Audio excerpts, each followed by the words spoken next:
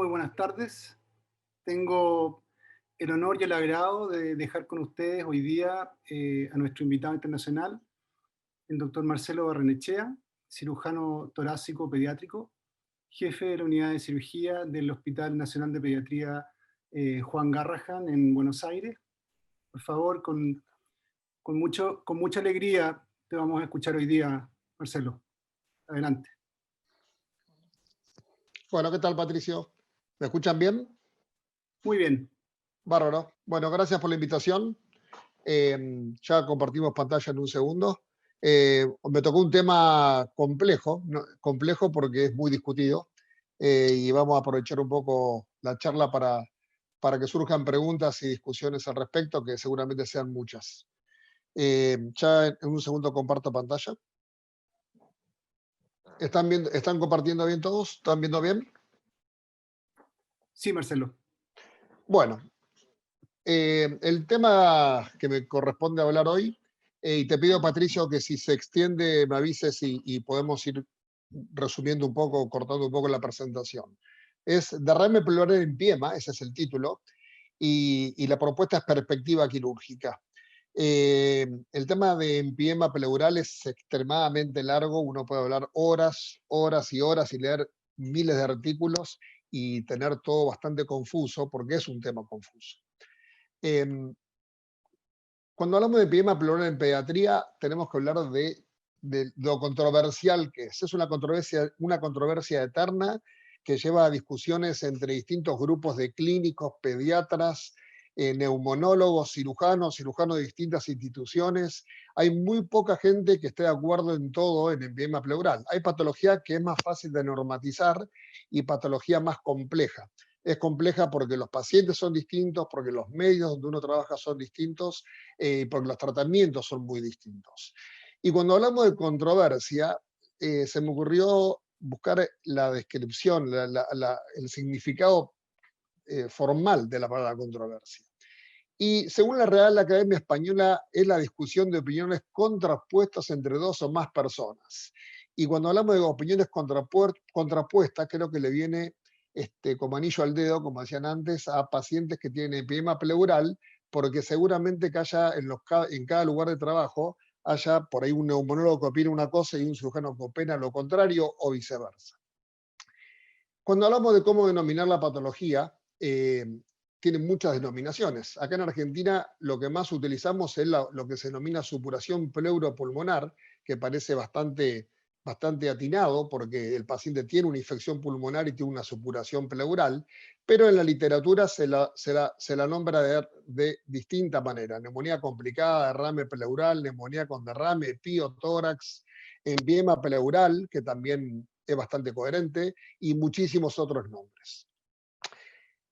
El tema de supuración pleuropulmonar es que es tan variada la presentación clínica de los pacientes y la variación de edades, de pacientes que tienen comorbilidades, de lugares de trabajo de cada cirujano y cada neumonólogo y cada pediatra, que es muy complicado comparar, por ejemplo, dos pacientes que tienen, como en este caso, que vemos un pequeñísimo derrame pleural con un grotesco derrame pleural, y que difícilmente uno pueda comparar ambas supuraciones. A este paciente posiblemente solamente le indiquemos antibióticos y a este paciente posiblemente le estemos indicando algún procedimiento quirúrgico más importante. Pero vayamos a un ejemplo clásico. Tenemos este paciente que tiene una neumonía con derrame, que se le hizo la ecografía y que la ecografía dice que tiene un derrame no tabicado de un centímetro, centímetro y medio, y que tiene la clínica florida que tienen todos estos pacientes, y la conducta acá puede llegar a ser muy variable entre uno y otro grupo de trabajo.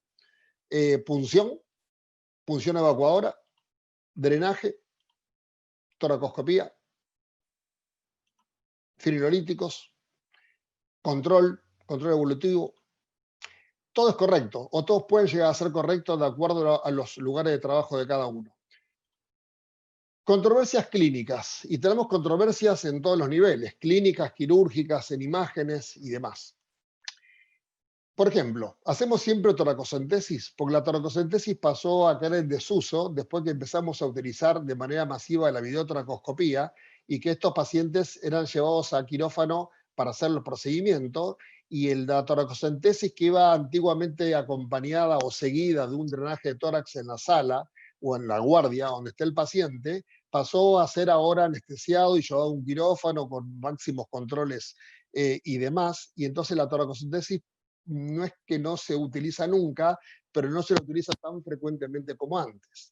Y cuando hacemos toracocentesis, tenemos la controversia de cómo jerarquizar el líquido, si es pus espeso, pus fluido, si el citoquímico que pedimos y que es el conocidamente útil, que es el pH, LDH y glucosa, si esos parámetros de laboratorio son consecuentes uno con otro, o por ahí como nos sucede frecuentemente, que tenemos por ahí un pH alto y una LDH también alta, y uno no sabe si asumirlo como purulento o no purulento, con lo cual son todas cuestiones discutibles. Cuando hablamos de derrames pequeños, todo el mundo dice yo un derrame pequeño o un derrame laminar lo controlo y no le hago otros procedimientos. ¿Cómo definimos derrame laminar o derrame pequeño? Porque convengamos que en el espacio pleural hay siempre algo de líquido y diferenciar lo que es el líquido normal de 5 centímetros de pus que no se visualizaría en una placa de tórax, pero que si los 5 centímetros en algún momento, cuando comienza el derrame, son purulentos, uno debería asumir de que también tiene un derrame pleural ese paciente, pero que por ahí ni significancia todavía radiológica dio. Nosotros somos muy poco partidarios de pedir TAC en la metodología diagnóstica de estos pacientes, salvo excepción que la voy a comentar después más adelante. Pero la tomografía es una situación que habitualmente no la pedimos de rutina. Una vez resuelto el episodio agudo, queda la discusión también de cómo seguir estos pacientes, sobre todo los que quedan con una radiología patológica, que la realidad es que la mayoría de los pacientes tienen alejadamente una radiología patológica. Después comentaré alguna cuestión al respecto. ¿Cómo interpretar las publicaciones? Yo al final le voy a mostrar algunas publicaciones de las cientos, de las miles que hay, y la verdad es que todas las publicaciones parecen tener razón. El tema está que los tratamientos son contradictorios unos con otros. Entonces, cuando se presenta un paciente, una serie de pacientes, perdón, publicados en India, por ahí no es el mismo paciente ni el mismo resultado que se tiene en un paciente de primer mundo, o de distintos tipos de problemáticas de cada país con respecto a si hay vacunación previa, si no hay vacunación, si en todos los lugares se puede hacer videotoracoscopía o fibrinolíticos, o qué tipo de tratamiento instaurar. Con lo cual, la interpretación de las publicaciones son muy personales particulares. ¿Cómo definir la supuración cuando tiene mala evolución? Porque cuando uno coloca un drenaje de tórax, hace una videotoracoscopía o hace una instilación de fibrinolíticos, estamos con un paciente que no es que le resolvimos en un minuto el problema. Probablemente el paciente mejore, probablemente disminuya la curva térmica, pero difícilmente el paciente se cure al día siguiente y se vaya a la casa. Eso es una cosa más mágica que real. Con lo cual, todas estas situaciones que estamos viendo acá, fiebre persistente, radiología desmejorada, aumento de la dificultad, dependencia de oxígeno, empeoramiento del laboratorio del estado general, son situaciones que tienen que ir mejorando lentamente en el posoperatorio de estos pacientes o en el postprocedimiento de estos pacientes, pero no mejoran de manera inmediata y perfecta. Si bien a todos nos preocupa fundamentalmente cuando hacemos un procedimiento sobre una supuración pleopulmonar, el parámetro que más tenemos en cuenta es el tema de la fiebre persistente. Este es el parámetro que más se utiliza como mala evolución post-procedimiento. Controversias en imágenes. Y acá vamos con la placa simple, ecografía y tomografía computada. Un par de comentarios con respecto a cada uno. Placa simple. Es una placa simple que tiene un derrame pleural, que capaz que esto es una paquipleura vieja y el paciente no tiene derrame pleural, pero parecería ser un paciente que tiene un despegamiento claro y evidente con la línea de Amoazó y demás radiológica que se lo ve muy bien. Perfil. ¿Tiene sentido hacer perfil de rutina? Y la verdad que no, es solo para irradiar, salvo que uno busque algo puntualmente y que lo defienda y que lo justifique, el perfil no lo utilizamos. Pero sí nos sirve de mucho la placa simple, o por lo menos nosotros la tenemos mucho en cuenta, porque independientemente de lo que diga la ecografía, a mí me interesa conocer esto, que es la línea en la cual yo voy a interpretar que voy a colocar o una aguja o un tubo tórax o mi primer trocar toracoscópico o el trocar que utilice, perdón, el sitio de entrada para el drenaje, sea un pigtail, un pequeño drenaje o la instalación de fibrinolíticos, que es lo que habitualmente colocamos en un sexto espacio, quinto como un poco alto y séptimo como un poco jugado si no queremos tener lesiones intraabdominales. Pero habitualmente esta es la línea que nos interesa, a pesar de que frecuentemente por ahí nos informan en una ecografía que tenemos 8 centímetros de despegamiento, pero esto es a este nivel y mucho no nos interesa desde el punto de vista quirúrgico. A mí me interesa esta línea y no me interesa mucho si me dicen que acá tengo 10 centímetros de longitud de derrame, cosa que obviamente en pediatría sería imposible. A mí me interesa la línea que está entre la pleura visceral y la pleura parietal, que es donde voy a tener que hacer algún procedimiento. Pero la placa sirve, pero sirve cuando hay derrame como el que mostré. Porque cuando hay un velamiento completo del tórax, estamos obligados a hacer sí o sí una ecografía o algún otro estudio más complejo para evitar este tipo de situaciones y que uno termine colocando un drenaje de tórax donde no tiene indicación del drenaje, sea porque no era una supuración y era un tumor, o era otra cuestión, o era un derrame completamente tabicado y organizado y no tiene indicación de drenaje. Y esta situación se repite con bastante frecuencia cuando no tenemos una ecografía o algún estudio que en un tórax velado completamente, nos indique de que tenemos verdaderamente líquido pleural libre. Con respecto a la ecografía, y esto es un poco lo mismo que mostré con la placa de tórax, a mí me interesa esto, que es de pulmón a pared torácica, porque no me interesa eso y no me interesa esto, no me interesa que en cierta forma jueguen, lo digo de buena manera, con las distintas posiciones y que puedan informar un despegamiento pleural considerablemente mayor del que uno interpreta en la cabeza de cirujano cuando uno quiere colocar un drenaje de tórax.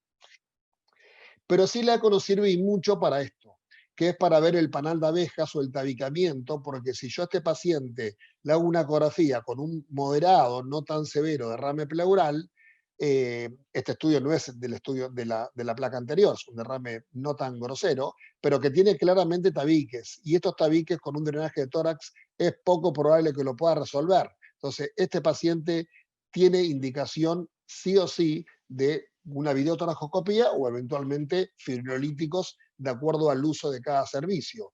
En nuestro servicio de este paciente no dudamos en hacer una videotoracoscopía, que probablemente no la hagamos en el mismo momento que le hicimos la ecografía, porque al paciente hay que ayunarlo, hacerle prequirúrgico y hasta si el paciente está estable uno puede programarlo para el día siguiente. Pero la eco también nos trae algunos problemas, que son los problemas que comenté de los derrames laminares o pequeños.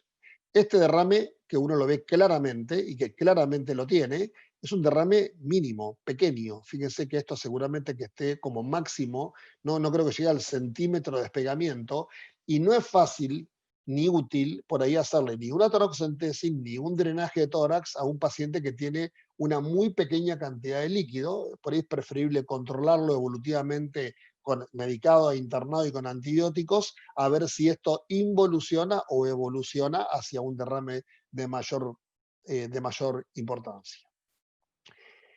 Tomografía computada. Y la tomo computada, creo que desde que se han masificado los tomógrafos que hay en casi todos lados, y tomógrafos de mejor calidad y con menor irradiación y más veloces y con mejores imágenes, por ahí veo últimamente que se está, a mi juicio, exagerando la indicación de la tomografía computada en pacientes que por ahí con una placa simple y con una ecografía uno puede indicar correctamente el estudio o el tratamiento que tiene que hacer. Con lo cual nosotros es muy raro que indiquemos tomografía computada, sobre todo en los episodios agudos. A veces la pedimos en los pacientes que crónicamente o después de varias semanas no tienen buena evolución inclusive ambulatorios, que no tienen buena evolución radiológica y por ahí pedimos, yo después mostraré alguna imagen, tomografía computada de manera diferida. Si no vamos a cambiar la conducta, yo veo que en una placa simple tengo un derrame de 2-3 centímetros, que en la ecografía me dice que está tabicado, que tiene esa imagen que mostré en panal de abeja. Yo con eso ya defino conducta quirúrgica y si bien la tomografía me va a dar mejores imágenes, no me va a cambiar demasiado y frecuentemente no va a cambiar demasiado la estrategia quirúrgica y frecuentemente son pacientes que no estando en buen estado general terminan con una anestesia general o con irradiación innecesaria para hacer una tomografía computada que por ahí no me aporta demasiado en la decisión quirúrgica. Entonces, solo cito algunos pacientes. Este es un paciente que está drenado, que se le hizo una videotracoscopía, que persiste febril y a pesar de que maneja algo todavía, acá está el drenaje, y que maneja algo de derrame, tenía una colección oculta que no la vimos en la videotracoscopía o que se formó después y que era la causal seguramente de la fiebre persistente. Esto es un paciente muy parecido, pero muestro esto porque esto tal vez no se detecte tan fácilmente en una ecografía, no lo vamos a ver en una placa y en algunos casos puntuales con muy mala evolución o muy tórpida, muy alejada con respecto a las curvas febriles, capaz que pedimos una tomografía, una tomo computada de control. Imágenes radiológicas como esta, donde el paciente ya se le hizo una video y se limpió el tórax, sin embargo la imagen no es muy feliz, pero no tanto esta, que esto puede quedar normalmente o habitualmente, sino esta imagen con un nivel y que por ahí a este paciente que se escapa de lo habitual en cuanto a las imágenes posoperatorias, por ahí le hacemos una tomografía y ahí sí encontramos lo que el foco del sitio, que insisto, esto por ahí no es lo ideal, pero es esperable. Esta cavidad localizada y bloqueada con nivel no es esperable. Entonces nos surge la pregunta de cuál es el mejor tratamiento. El mejor tratamiento, y me parece bueno poner esta imagen, porque no hay un mejor tratamiento. Antibióticos es correcto. Punción y control es correcto. Drenaje pleural es correcto. Firinolíticos es correcto. Toracoscopía es correcto. En algunos centros que continúan haciendo pequeñas toracotomías para hacer una limpieza inclusive instrumental o a dedo digital, a mí me parece exagerado, no lo comparto, pero reconozco que en algunos lugares lo hacen y se sigue haciendo en muchos lugares. Con lo cual, y la decorticación, que la decorticación la nombro, pero para diferenciarla puntualmente, la gente confunde decorticación con lo que es toilette. O sea, yo entrar en un paciente subagudo, menor de 30 días, no lo voy a decorticar. Solamente voy a sacar restos de fibrina, pus organizado, desatrapar el pulmón de atrapamientos de tabiques y demás, sea toracoscópico o sea mediante toracotomía. Pero eso no es decorticar. Decorticar es pelar la pleura visceral del pulmón, después veremos cómo, si tenemos tiempo. Con lo cual, el mejor tratamiento, y acá voy a apelar a una foto que suele, acá en Argentina hay un diario que tiene también un canal de televisión que se llama Crónica y que se caracteriza por poner imágenes que prestan a la risa en algunos aspectos. Y esto me pareció que se prestaba para esto. La confusión está clarísima. La confusión está clarísima porque estamos diciendo que está correcto ponerle antibióticos o hacer una punción con un trocar pequeño y evacuarlo, o estamos diciendo que tenemos que hacer una toracotomía. Nada más distante una cosa de la otra, con lo cual cuesta mucho hacer un algoritmo para que todo el mundo opine lo mismo. Entonces vamos con las controversias quirúrgicas. Drenaje solo, videotoracoscopía, toracotomía restringida, fibrinolíticos, y todo esto se utiliza. Y hay montones de literatura que lo avalan, y quien hace una cosa defiende mucho su posición, porque afortunadamente la mayoría de estos pacientes tienen buena evolución. ¿Tienen buena evolución con qué? Y con todo lo que estamos nombrando. Son pacientes que no de un día para otro, pero que el resultado alejado suele ser bueno, con restituto ad interum de la radiografía de tórax, de la función pulmonar y dando muy poca morbimortalidad alejada. La decorticación la pongo con signo de interrogación porque es excepcional y para pacientes muy crónicos y que han tenido varios meses de evolución post supuración pulmonar con malos resultados. Con lo cual la pongo como que la hacemos de vez en cuando, pero estamos hablando de situaciones excepcionales. Y lo que sí pongo como malo, perdón, Patricio, en mi pantalla tengo una imagen a la derecha. Ustedes están viendo pantalla completa, ¿no? Sí, Perfecto, perfecto. La resección de parénquima comprometido, la pongo como, no solamente como que no hay que hacerla, sino como de riesgosa. No compartimos el hecho de resecar parénquima comprometido, porque a las vistas está que casi todos los pacientes que uno no reseca terminan restituyendo y lo que está necrótico se digiere solo, desaparece solo y no suele dejar complicaciones por el hecho que uno no reseque las partes comprometidas. Lo que pasa es que si uno va a sacar el parénquima que parece comprometido, tendría que sacarlo todo o gran parte del parénquima. Con lo cual no recomendamos resecciones pulmonares. En el servicio nuestro nosotros, como dije, no hacemos resecciones en agudo, sin embargo hemos tenido que operar y muy difícilmente hemos resuelto pacientes que han sido resecados en agudo, que le han hecho lobectomías o resecciones atípicas pulmonares, y que después lo han enviado al hospital por cuestiones de complejidad y son pacientes muy difíciles de resolver. Con lo cual somos puntualmente enemigos de resecar parénquima pulmonar comprometido. El objetivo del tratamiento quirúrgico creo que es claro y creo que todo el mundo coincide. Es evacuar el espacio pleural, tomar adecuadamente los cultivos, aunque los cultivos tengan una efectividad baja, unificar la cavidad pleural, que esto claramente me parece que es el cambio que ha aportado la videotracoscopía, que el pulmón pueda expandir, porque no hay nada mejor para una cirugía torácica de cualquier cosa, sea una supuración o cualquier patología, que el pulmón expanda completamente. Y si uno puede hacer un lavado prolijo de espacio pleural, no resecando toda la fibrina, el pus que se encuentra, pero lavando y diluyendo la mayor cantidad de gérmenes posible por el tema del lavado reiterado. Ahora, ¿cómo logramos esto? Y lo logramos con una toracocentesis o con una punción evacuadora, con un drenaje pleural al acecho, con una videotoracoscopía, con la utilización de distintos tipos de grosores de drenajes y distintos tipos de firinolíticos que están muy, muy claramente descritos y publicados, con una toracotomía y toilet y con una toracotomía y decorticación en etapa posterior. Nosotros, voy a dejar de lado la toracocentesis porque prácticamente la hacemos en algún caso como diagnóstica por excepción, pero nunca como terapéutica.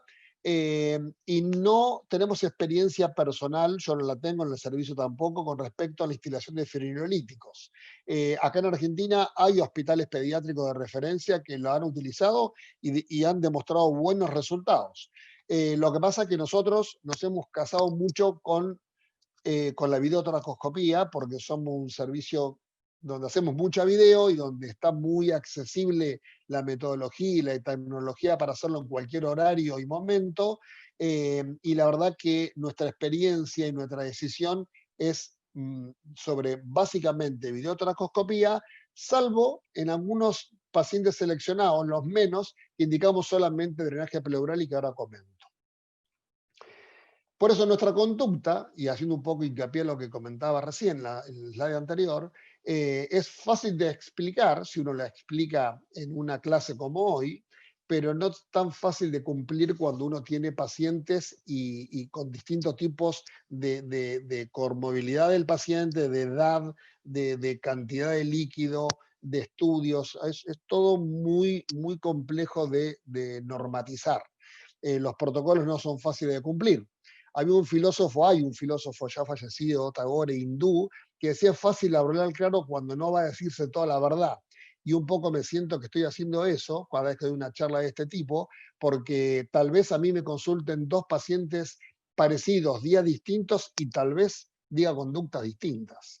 Por lo tanto, aclarando el tema anterior, voy a decir cuál es nuestra conducta. ¿Cuándo indicamos solo drenaje pleural? Y en los pocos casos que vienen con muy poco tiempo de evolución, llamémosle un par de días, no más, que tiene una placa normal anteayer y hoy tiene un derrame de 2-3 centímetros, que la eco me dice que no está tabicado y que yo la hago en quirófano. Lo punzo como primer gesto y me viene un líquido turbio, ese que no es ni pus ni citrino, es un líquido turbio, fluido, y que tal vez le coloque un tubo en 10 minutos y en 10 minutos ya el paciente invadido y demás, digo, un procedimiento corto desde el punto de vista quirúrgico, y tal vez le saque 100, 150 centímetros cúbicos y con eso lo resuelva.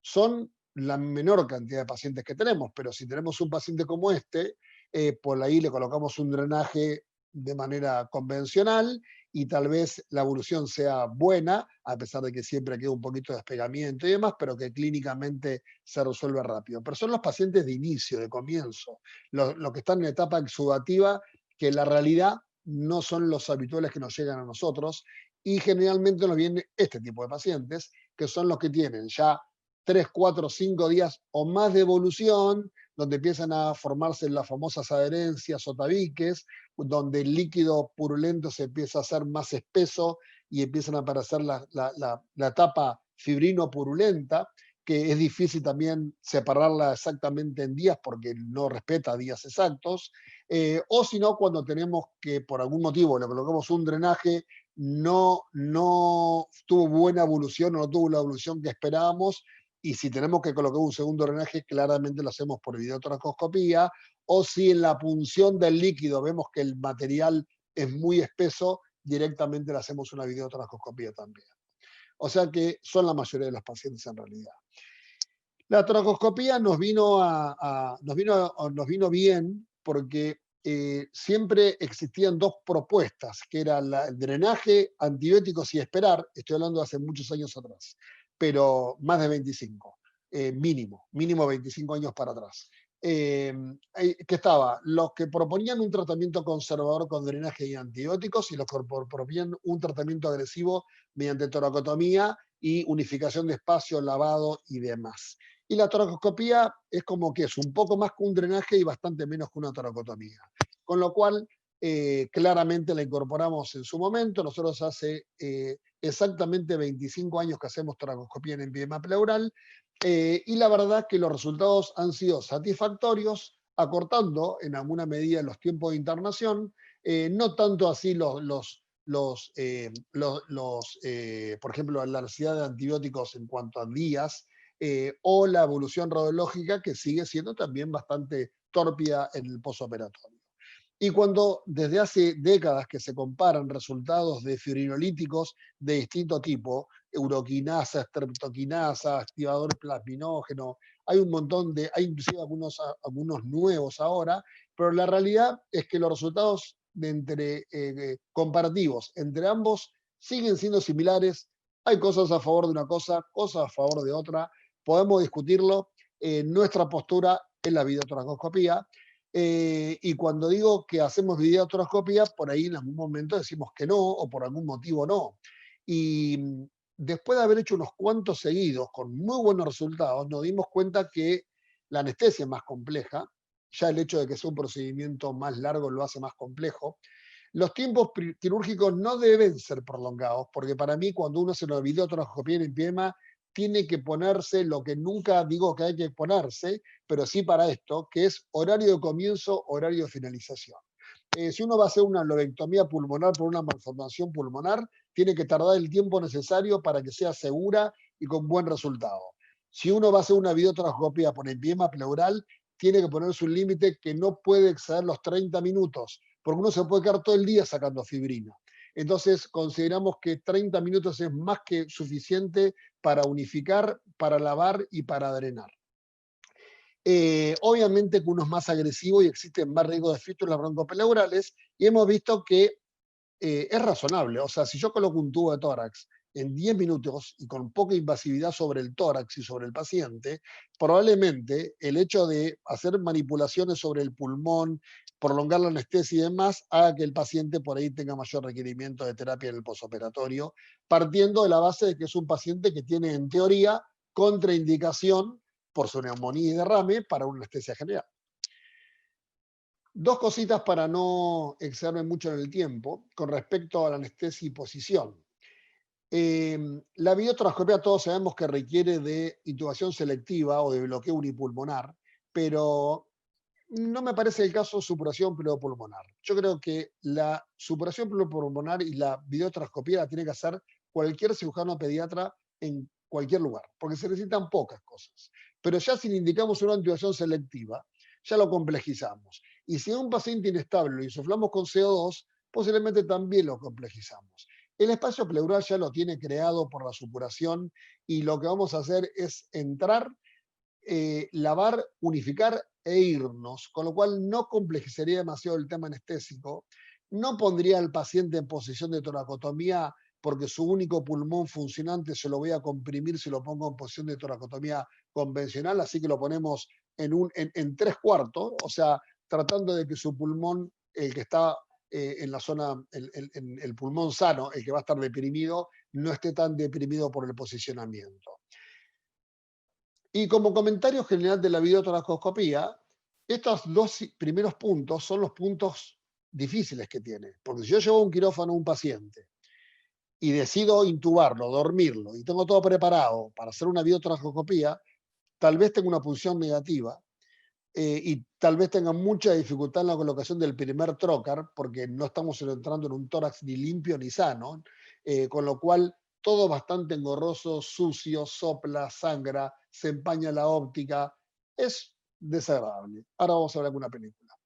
De acuerdo a cómo se quiera poner cada cirujano, de adelante o de atrás, yo prefiero posicionarme de la espalda, pero insisto que eso es a gusto de cada cirujano. Si bien está descrito hacerlo con un trocar, con 3 trócares, yo creo que con 2 estamos más que suficientes. Yo personalmente utilizo uno para óptica, otro para aspirador. Y voy intercambiando uno con otro y puedo utilizar graspers o demás sin mucho problema. Y lo que ya comenté, controlar la duración del procedimiento, porque uno se engancha a estar mucho tiempo tratando de limpiar algo que después cuando se dio cuenta pasó demasiado tiempo intraoperatorio y el paciente tal vez no la pase tan bien. ¿Qué hacer durante la toracoscopía? Lo que hablamos. Aspiramos, cultivamos fibrina, liberamos tabiques y adherencias, unificamos cavidad y lavamos lo más que podamos, dentro de los límites de tiempo que comentamos. ¿Qué no hacemos? No intentamos sacar toda la fibrina, habría que pasarse las 24 horas en algunos enviemas, y no tratamos de hacer ninguna resección de parénquima que nos parezca que esté comprometido. ¿Cuándo no recomendamos toracoscopía? Entonces, en los pacientes que lo comenté hace un rato, los de muy cortita evolución, que le indicamos un drenaje, pero que no está mal indicarle videotoracoscopía. Esto seguramente disienta por ahí por lo que charlé con Patricio. O sea, son posiciones. En el derrame no tabicado de muy corta evolución, y tampoco la indicamos en el paciente que está muy pasado, el paciente que por ahí viene derivado con drenajes y tórpido y que a veces sí le hacemos tomografía y que ya está en una etapa de organización, preferimos no hacerle la indicación de la videotoracoscopía. Ahora han surgido un par de artículos, después se los paso, si queda grabada la charla le va a quedar la cita, que han demostrado buena evolución en decorticación alejada. Yo digo mi experiencia, a mí también no me fue. Cuando decortiqué alejado, los pacientes no anduvieron mal, pero lo que yo fui a hacer no lo pude terminar, porque yo fui a decorticar en serio y terminé decorticando parcialmente. Y como estos pacientes suelen andar bien de cualquier manera, me parece que no les di la indicación adecuada para resolver lo que quería resolver. Vamos a un video. Este video, ustedes seguramente que digan que tiene mala calidad, que de hecho la tiene, porque es un VHS y bastante viejito. Lo puse porque en el año 2000, como dice acá, me invitaron a Chile, a Temuco, en un congreso panamericano, a dar una conferencia sobre dificultades en videotoracoscopía en empiema pleural. Y ahí fue un video que duró media hora, este no dura media hora, pero excepto la calidad y el pixelado que tiene y las rayitas, sería un video actual, porque el empiema es así y fue así toda la vida. Es sucio, no se reconocen las estructuras que uno quiere reconocer.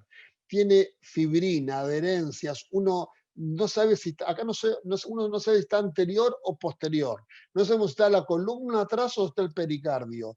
Difícilmente uno puede reconocer una estructura vascular. Con lo cual, si ustedes quieren quedar mal mostrando videotrascopía, muestren empiema, porque a nadie le va a gustar lo que veamos de videotrascopía en empiema. Pero la realidad es que eh, desde el comienzo, siempre, fíjese el hisopo ese, hace años que no se fabrica, pero es un video que es desactualizado, pero podría ser actual. Entonces, si vamos a videos más actuales, vemos en todo lo mismo. Vemos material purulento, pulmón atrapado. Estos son las famosas celdas que se ven en la ecografía y que por video en algunas oportunidades como estas son muy fáciles de resolver y en otros por ahí son un poco más ásperas, más duras y uno tiene que tratar de no romper pulmón. Siempre es bueno pegarse a la pared torácica y no al pulmón en sí, tratando como acá, que estamos tratando de despegar el pulmón, pero haciendo siempre fuerza sobre la pared. Y lavar, lavar y lavar, y muchas veces esto que uno, por supuesto, edita en 3 minutitos, son las mejores imágenes de las pocas imágenes buenas que hay en esta patología. Y podemos mostrar otros videos, porque hay muchos, y son videos que uno va mostrando distintos estadios de supuración pulmonar. Este claramente está un poquito más avanzado. No diría que es una etapa organizativa, pero estamos en una fibrino purulenta avanzada, donde hay tremenda cantidad ya de poco pus y mucha fibrina y mucho líquido espeso, y estos tabiques que se ven ahí y que sacamos algo. Yo no digo que no saquemos nada, pero no me voy a preocupar por sacar todos estos tabiques de fibrina que aparte no aceleran la curación del paciente. Y ponemos un último, a ver si tengo uno más, creo que uno más por ejemplo, perdón, que tiene sonido. Y donde por ahí también es una etapa bastante avanzada, pero lo muestro porque ven ahí, por ejemplo, hay material purulento espeso, feo, no es ningún pus es bonito, pero este es más feo que lo habitual, y posiblemente acá tenga algo de tejido necrótico pulmonar, pero yo a este paciente no le haría una resección pulmonar, ni reglada ni no reglada, salvo que cometa algún error quirúrgico y tengo una hemorragia o alguna cuestión que no pueda resolver, no me metería, sí lavaría mucho más de lo que está acá, sacaría la fibrina en esta zona, trataría de limpiar para que expanda, pero no iría por mucho más. Toracotomía. ¿Y para cuándo con toracotomía? Y toracotomía solamente en etapa de organización, cuando después de varios meses algunos pulmones por excepción no responden a la coronoterapia, al paso del tiempo, y quedan atrapados y cuando se produce una paquipleura, por ahí sí vamos a hacer decorticación. Pero lo que pongo acá, ya lo comenté, decorticar no es extraer fibrina, decorticar es pelar absolutamente el pulmón. Esto es una toracotomía en la cual acá estamos en una etapa incipiente, porque acá hay un poco de material. Y acá lo voy a hacer correr muy rápido, perdón. Esto es una decorticación después de algunas semanas o meses, no me acuerdo puntualmente. Esta es un empiema post-quiste hiatídico operado en otro centro que vino crónico con un pulmón atrapado.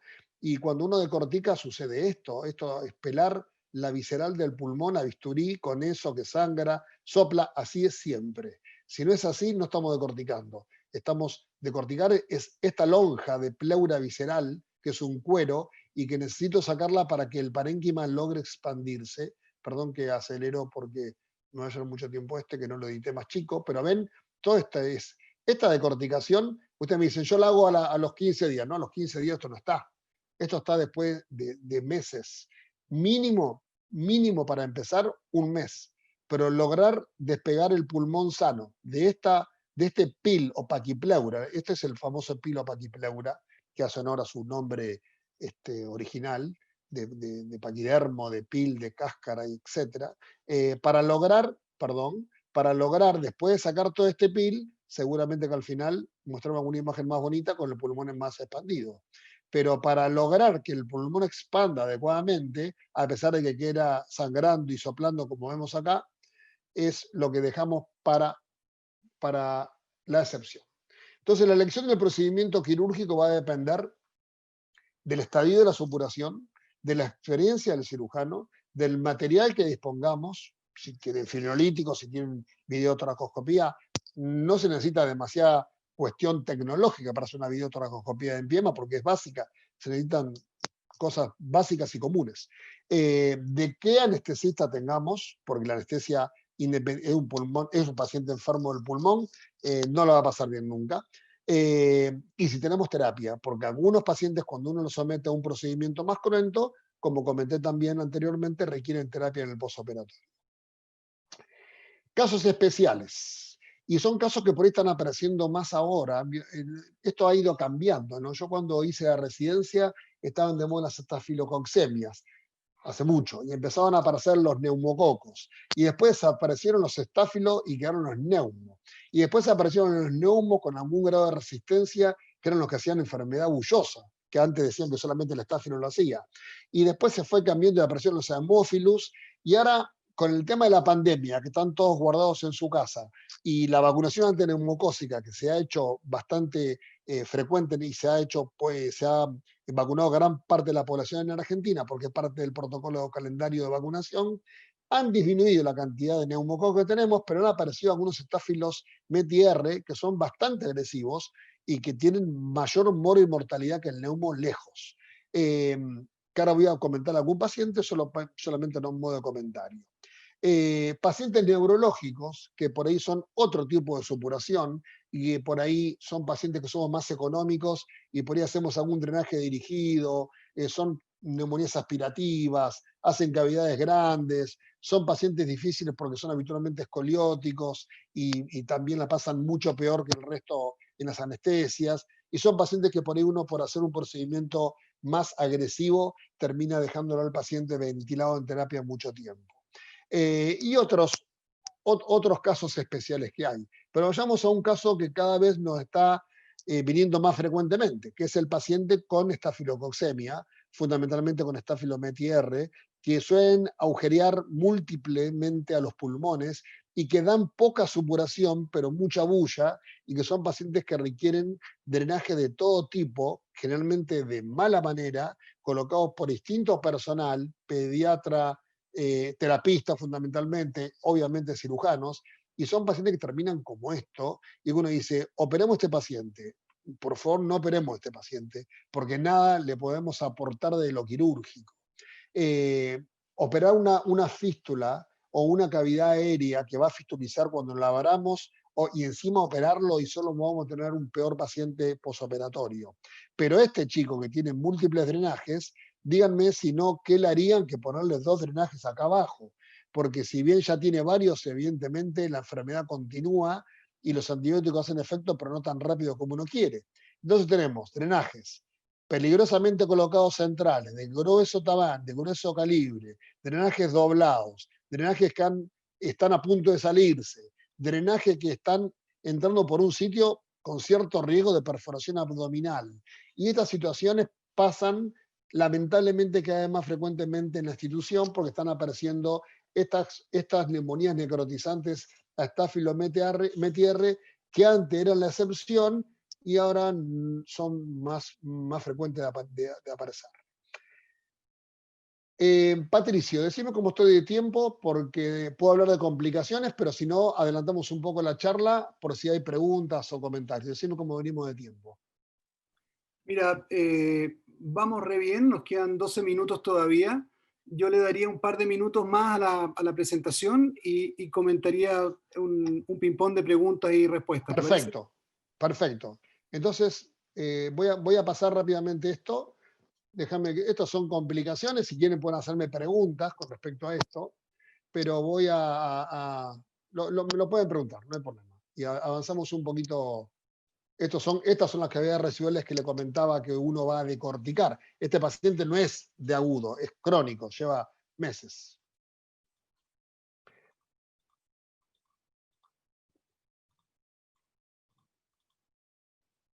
voy a pasar muy rápido esto. Secuelas radiológicas. Las secuelas radiológicas son normales en estos pacientes. Difícilmente una supuración tenga una placa normal al alta. La mayoría tiene alguna imagen, velamiento, disminución de volumen torácico, escoliosis, bullas. Placa normal, raro.